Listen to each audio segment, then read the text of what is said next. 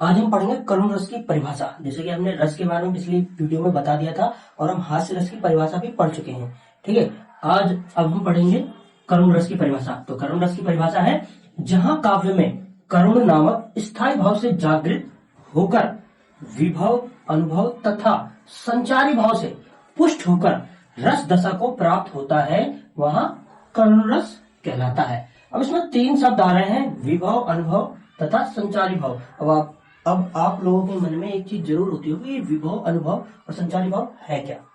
ठीक है, तो हम समझते हैं। विभव का मतलब होता है जो हमारे मन में भावना जो पैदा होती है, इस यानी किसी भी कविता या गाना या फिर शायरी या किसी पोइट्री को पढ़ने के बाद।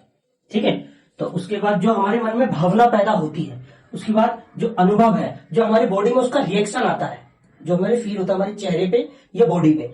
उसके बाद संचारी भाव जो उसी कहते हैं हम, जो हम करते हैं, यानी जो हमें इसके बाद जो जैसे हमें इसमें भावना पैदा हुई हंसने की, तो हमारे चेहरे में हंसी आएगी और फिर उसको हम हंसते हैं आवाज के साथ, पूरी बॉडी में रिएक्शन जो आता है हमारा बोल बोल के, उसको कहते हैं हम संचारी भाव। इसी टाइप से चाहे गुस्से का ले लो, चाहे किसी का भी ले लो, ठीक है, वीरता का ले लो, तो उसी को कहते हैं हम।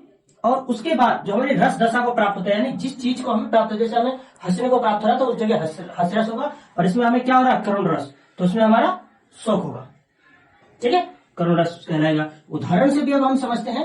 अभी तक तो हम गाने सुनते रहे हैं कि तेरा गम अगर ना होता तो मैं शराब नहीं पीता। ठीक है, तो इसमें शौक हो रहा है, तो इसी वजह से अब हम इस गाने को भी हम इस करुण रस के उदाहरण में हम लिख सकते हैं, क्योंकि इस दो लाइन की पंक्ति में भी शौक हो रहा है, यानी गम की बात हो रही है, करुण रस की बात हो रही है। ठीक है, तो ये हो गया हमारा करुण रस। अब हम